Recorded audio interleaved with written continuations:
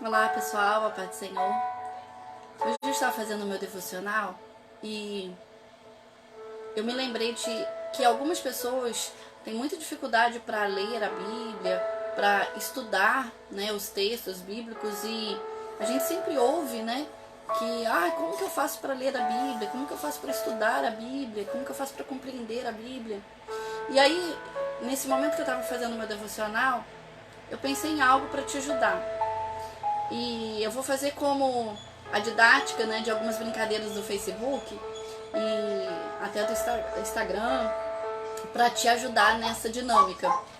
Como eu devo a Bíblia? Não sei se você está conseguindo ver. Estudar a Bíblia. Bom, o primeiro processo para você ler a Bíblia e você compreender a Bíblia é orando.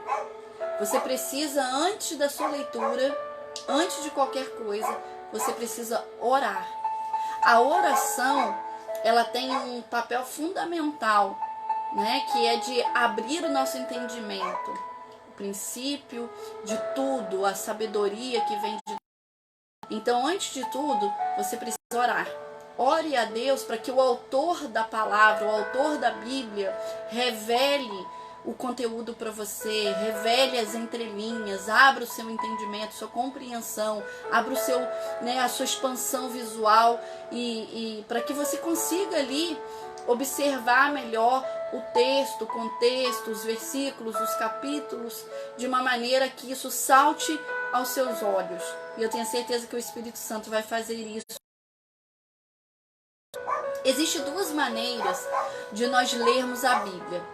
A primeira maneira é a dedutiva, que é aquela maneira onde nós mesmos achamos a conclusão. Às vezes em um versículo, né? Nós lemos e aquilo já salta aos olhos e você já traz aquela conclusão para você, né? Você já percebe aquela conclusão. E o segundo método seria o indutivo, que é aquela onde você observa as características do texto, onde você vai fazer uma observação mais profunda, você vai ter um olhar mais profundo no texto. Existem 3 maneiras de você ver a Bíblia. 3 maneiras. A primeira, como remédio. É isso mesmo. É quando você está doente, que você está com ansiedade, você está triste, né? Você está doente. E aí você vai buscar a Bíblia como um remédio. A segunda maneira é como o arroz com feijão, que você precisa do arroz com feijão todos os dias. Faz parte do seu almoço, faz parte do seu jantar. Ele sempre está junto com algumas outras verduras, legumes, mas o arroz com feijão tem que estar sempre ali junto, né, para que você possa fazer a sua alimentação.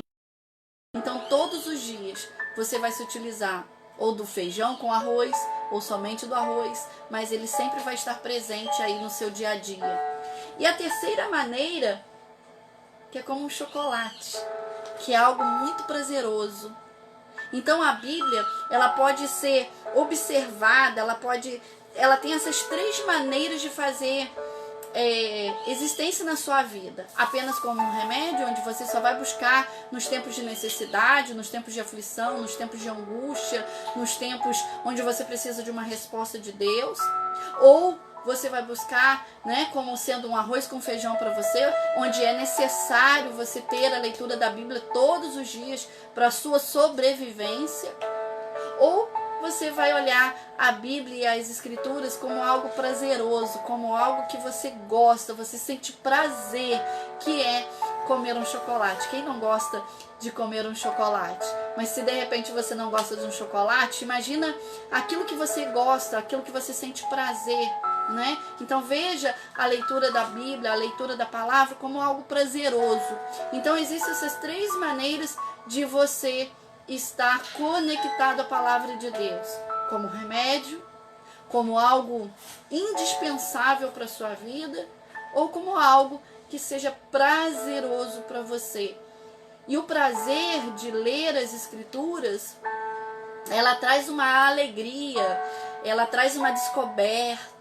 Quando você começa a mergulhar nas Escrituras, não por necessidade e não como um remédio, mas como algo prazeroso, você começa a descobrir tesouros, revelações profundas de Deus, onde Deus realmente deseja revelar para você as coisas que estão guardadas em secreto com Ele. Então Ele começa a ministrar isso a você, ao seu tempo, a maneira com que você começa a buscar o Senhor. Busca e achareis, diz a palavra do Senhor, né? Mas existem algumas considerações que nós precisamos fazer durante a nossa leitura, durante o nosso estudo bíblico, né? Se nós queremos apenas olhar, né? E aí eu preciso voltar nessas duas maneiras aqui, na maneira dedutiva ou na maneira indutiva. Porque perceba uma coisa, quando eu leio um versículo isolado apenas para que eu possa ter ali a minha conclusão, o meu achismo, por um momento ele pode até ser bom, mas não é bom em todo tempo. Não é bom em todo tempo. Por quê? A gente precisa ter uma ideia, não apenas de um contexto, de um texto isolado, de um versículo isolado, mas de todo o contexto. Por isso que estudar a Bíblia vai te levar a lugares mais profundos, a um conhecimento mais intenso, a uma verdade, né, onde você não apenas vai ser e ter entendimento de uma resposta, de um direcionamento de Deus para sua vida, para sua situação, né, para aquilo que você anseia, mas você também vai compreender o texto e o contexto da época, porque muitas coisas que estão escritas, né, nós precisamos entender o contexto, porque nem tudo é para o povo, nem tudo é só para os sacerdotes, nem tudo é para toda a igreja, mas tem situações que é só para o povo de Israel. Então a gente precisa ler os textos para compreender mais profundamente. E também nós não podemos ler a Bíblia apenas como remédio, ou como uma necessidade diária, ou como apenas, né, um prazer. Se tudo isso for feito de forma única, né, e não apenas e não no conjunto, no todo, a gente corre o risco de ler a Bíblia só como um remédio no tempo de dificuldade. E aí, nos tempos de alegria, nos tempos, né, de contentamento, ela não servir como base, como bússola, né? Corremos o risco de lermos a Bíblia, né, como arroz e feijão, mas sem prazer, sem vontade, sem graça, sem entender nada. Ou então corremos o risco de ler a Bíblia apenas como um livro, né? Sentindo ali aquele contentamento de folhear mais um capítulo e de poder a Bíblia, li os 66 livros. Por isso que é importante nós lermos com o conjunto, né? Lermos como um remédio para o nosso corpo, para a nossa alma, trazendo toda a sabedoria para o nosso dia a dia, todas as instruções para o nosso dia a dia e revelar, né, a alegria de Deus, o prazer de Deus em nos abençoar, em nos mostrar o caminho sólido, vivo, nossa vida diária. Então eu te convido a ler a Bíblia, a estudar a Bíblia nesses três contextos e não isoladamente. Se você ler, aplicar a tua intenção apenas como remédio, ou apenas como arroz e feijão diário, ou apenas como chocolate, você corre o risco de perder a essência do livro, a essência da escritura e a essência do autor da Bíblia, que é Deus. Então eu quero convidar você a ler a Bíblia, mas observando todas as informações, né? Quando a gente lê a Bíblia no segundo método, que é o método indutivo, e esse método indutivo, ele não tira conclusões precipitadas. Ele vai observar todas as características do texto. E é aqui que eu quero falar com você. Como vai se tornar mais fácil você compreender o texto? Bom, primeiro, você vai perguntar quem está fazendo parte desse texto que você está lendo, desse capítulo que você está lendo. Quem são os personagens dessa história? Quem são as pessoas envolvidas? Existem reis, sacerdotes, levitas? Quem é o povo da época? Né? Então, quando você descobre quem são os personagens, isso vai trazer um vínculo de intimidade. Você começa a ter proximidade com a história. A segunda observação que precisamos ter é onde está acontecendo essa história? Qual é o local geográfico dessa história? Porque quando nós lemos o texto, nós podemos identificar que aconteceu em Judeia, ou aconteceu em Samaria, ou aconteceu em Jerusalém, ou aconteceu à beira de um poço, ou aconteceu dentro de um barco em alto mar. Você vai conseguir identificar onde aconteceu. A terceira observação que a gente precisa fazer é quando. Quando? O tempo. Né? Qual foi o elemento do tempo usado nessa história? Foi ao meio-dia, à meia-noite, foi a terceira vigília da hora, foi, né, naquele momento onde todos estavam dormindo ou todos estavam acordados, tinha sol. A gente consegue identificar o tempo, os elementos do tempo, né?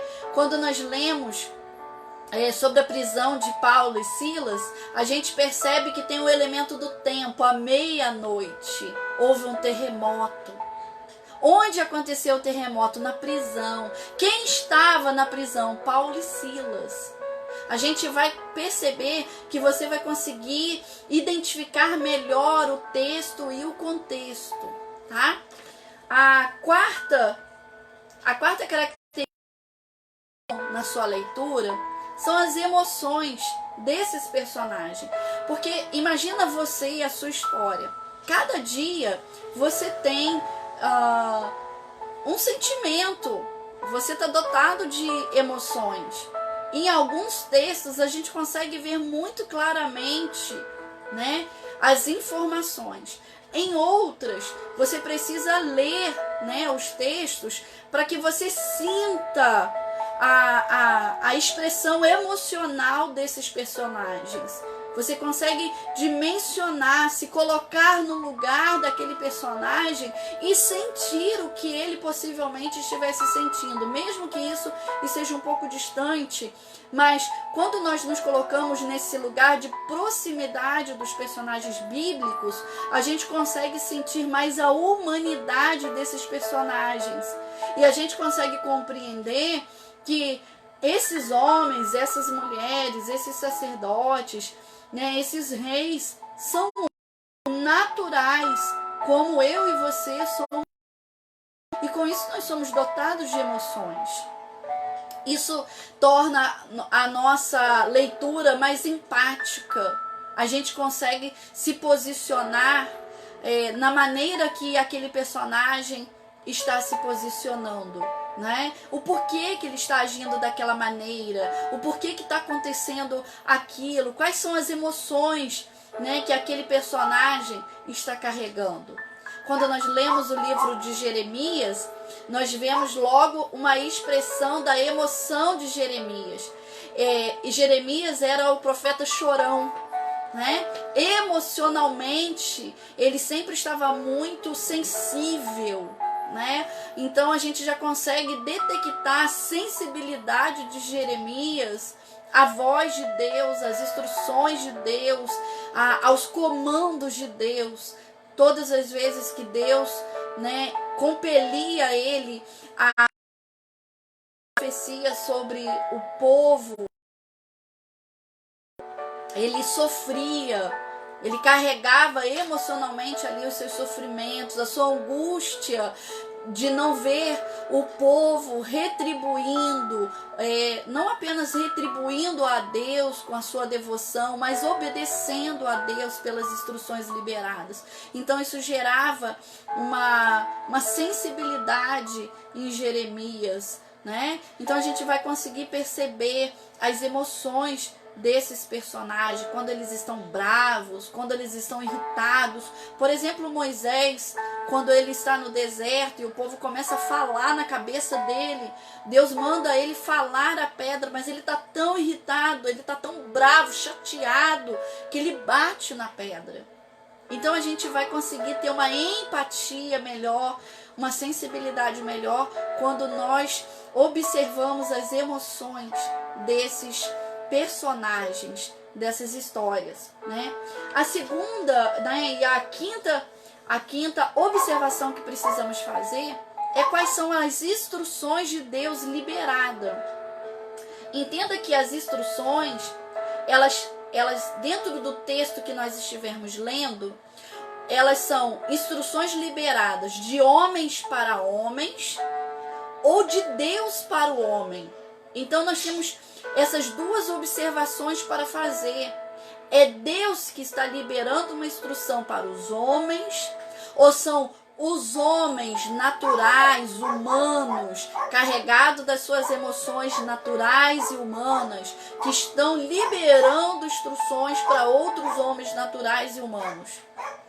Quando eu digo referente à natureza humana e natural, eu estou falando onde ela não está carregada das observações espirituais.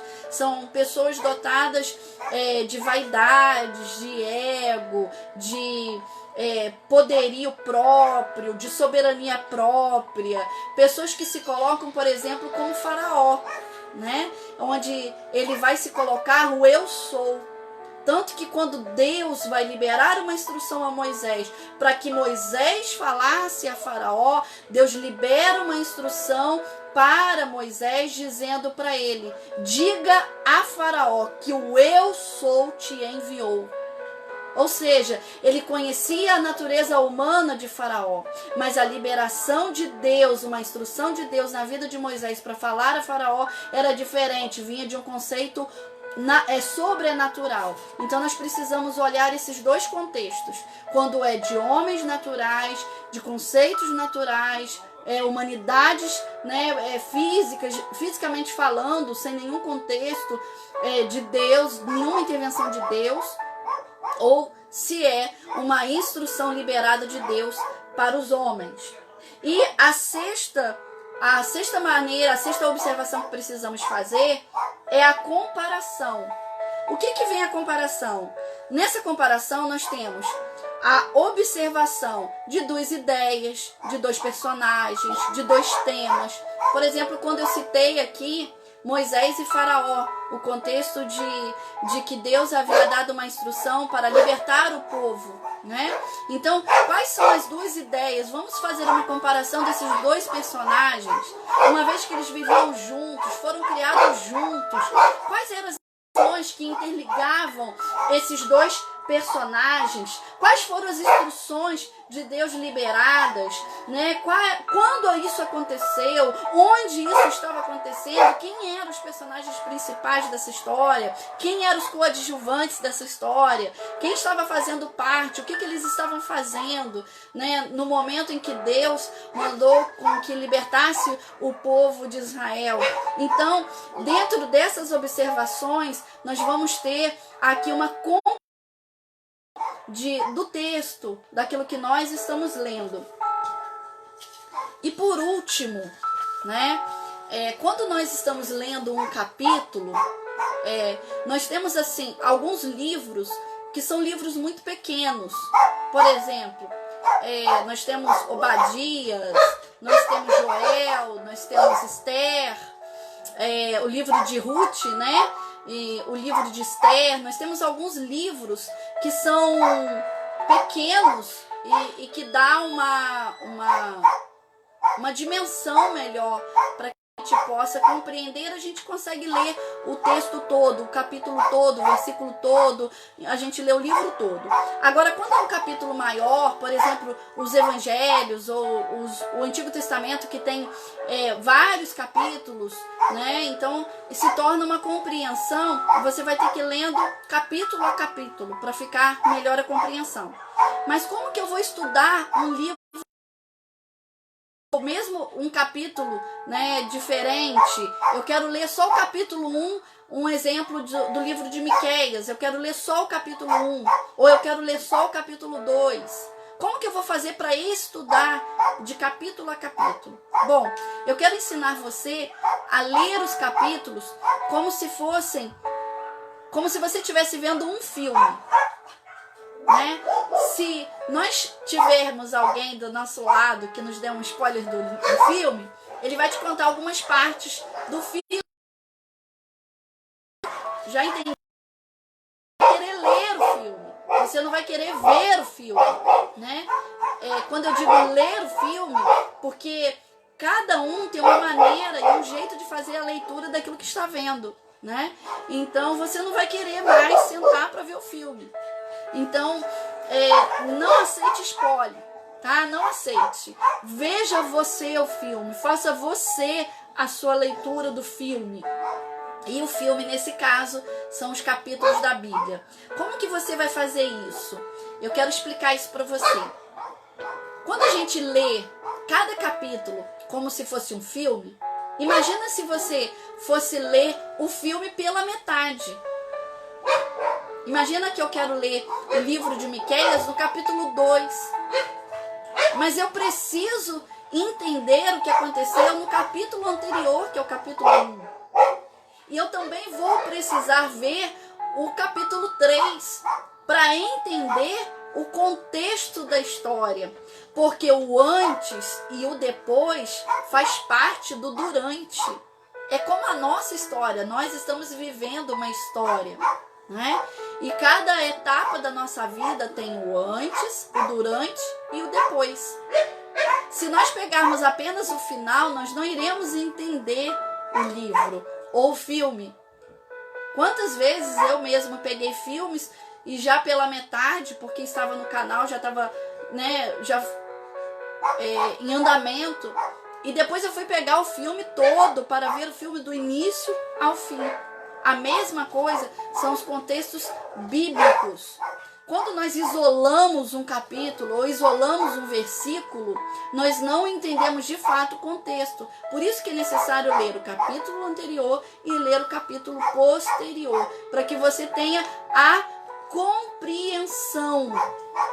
Essa compreensão, a maneira trata daquele contexto, da época que está acontecendo, por que está acontecendo, quem foram as pessoas envolvidas, quais foram as instruções liberadas de Deus, ou quais foram as emoções vividas por aqueles personagens, onde o cenário está acontecendo, quando foi o tempo em que aconteceu.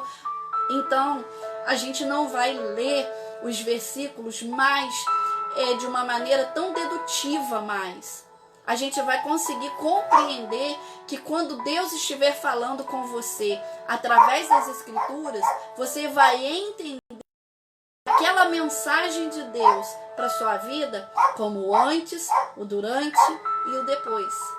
É como alguém que nunca pegou a Bíblia para ler e querer... E eu vou contar de mim. Quando eu me converti, eu não tinha conhecimento bíblico, eu não conhecia a Bíblia, né? E eu passei 3 dias sendo evangelizadas por 2 jovens, uma de 15 e uma de 16 anos. E essas 2 jovens passaram 3 dias, o dia inteiro, falando para mim sobre a Bíblia. E elas me mostravam alguns versículos mediante aos meus questionamentos, as minhas dúvidas, e elas iam me mostrando alguns versículos. Quando eu vim embora de Muriaé para Três Rios, eu recebi a Bíblia que elas mesmas usavam, que era uma Bíblia bem pequena, de mão, e a minha pergunta era: por onde eu começo a ler a Bíblia? Por onde eu vou começar a ler? E aí eu fiquei pensando o seguinte: Elas já me contaram um monte de coisa que é da Bíblia. Então eu vou começar do final, porque eu vou fazer como eu faço com o livro, né? Se no livro eu olho a contracapa, né, o final, para me ver o resumo da história, para ver se eu gosto do livro, para ver se eu vou adquirir o livro, eu vou fazer a mesma coisa. Eu vou começar do último livro. E aí eu comecei a ler a Bíblia pelo livro de Apocalipse. E pensa numa pessoa que nunca tinha visto, né, que nunca tinha lido a Bíblia nessa íntegra. Agora eu estava lendo o livro de Apocalipse, que é um livro muito complexo, que tem que você tem que seguir ali as instruções da revelação, né, do contexto realmente liberado para João, né, numa visão. Então o livro de Apocalipse, ele é um livro que ele exige realmente uma grande interpretação de contextos, né, de contextos históricos, de contexto bíblico e de revelação. E aí eu comecei a ler pelo livro de Apocalipse. E eu me lembro que cada capítulo que eu li, eu dizia: meu Deus, mas esse povo é doido. Como pode esse povo ler esse negócio tão esquisito? Porque eu lia tudo como sendo muito esquisito. Até que me veio à mente de fazer ao contrário. Depois que eu terminei de ler o livro de Apocalipse, e eu me lembro que quando eu li essa última frase que vai falar aqui no livro de Apocalipse, eu vou ler aqui para você, que diz assim: aquele que testifica estas coisas, certamente cedo vem. Amém? Ora vem, Senhor Jesus. Quando eu li isso, eu falei, bom, se ele cedo vem, bom, então eu vou começar do início.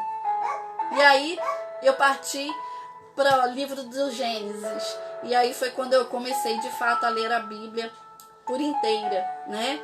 E aí eu aconselho a você que está me ouvindo agora e que vai decidir, né, aplicar a sua vida aos conhecimentos bíblicos, comece pelos evangelhos, tá? Comece pelo livro de Mateus e a partir disso você vai lendo até o final, né, que é Apocalipse. Mas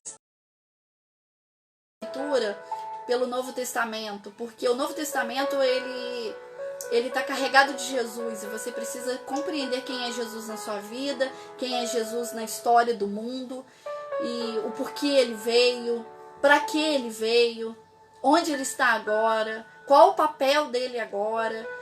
Então, qual o papel do Espírito Santo, quem é Deus para você.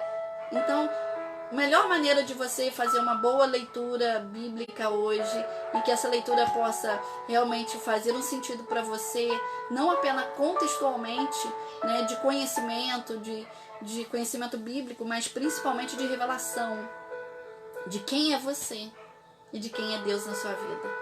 Por isso eu quero deixar essas primeiras instruções. Eu vou gravar um próximo vídeo explicando algumas outras coisinhas para você, para facilitar a sua leitura bíblica, e eu tenho certeza que o seu estudo vai mudar de configuração. O seu olhar, a sua dimensão bíblica vai mudar. Leia como remédio no dia que você precisar, da sua necessidade, mas leia também ela como um prazer, como algo valioso e precioso para o seu dia a dia. Não olhe apenas como uma imaginação, uma resposta imediata, porque a Bíblia, ela não é um livro de adivinhações. A Bíblia é um livro de instruções. É um livro de ensinamentos. Ela não é um livro, né? Eu tenho até uma caixinha de promessa que eu ganhei de presente. E depois eu vou falar sobre isso com você. E essa caixinha de promessa tem aqueles versículos ali, né? Onde você vai ali e tira um versículo para você. Não isole a sua vida em um versículo, tá? Mas tenha a Bíblia como seu manual, a sua bússola de vida, suas instruções diárias. Porque nela contém tudo que você precisa. Nela você vai ter instruções para lidar com justiça, retidão, instruções para lidar com adversidade, com injustiça. Nela você vai ter instruções para lidar com pai, mãe, vizinhos, amigos, sogra. Você vai ter instruções para lidar com inúmeros desafios. Você vai ter instruções para lidar com impossibilidades, com guerras, com adversidades inúmeras. Então, aqui tem muita instrução, muita instrução. Mas a gente precisa aplicar o nosso coração a conhecer as Escrituras. No livro de Oséias vai nos dizer algo muito tremendo. Conhecer e prosseguir em conhecer. Então eu quero te convidar a conhecer um pouco mais dessa palavra que nos dá vida e vida eterna. Que Deus abençoe você, fica com Deus e até o nosso próximo vídeo com novas instruções de sabedoria para você aplicar no teu coração o conhecimento. Se fizer sentido para você, aquilo que você estiver aprendendo agora, compartilhe esse vídeo com mais alguém aí que precisa aprender essas técnicas, tá bom? Para facilitar a compreensão. E eu tenho certeza que Deus vai se revelar a você numa dimensão que você nunca imaginou. Deus abençoe e fica com Deus. Tchau, tchau.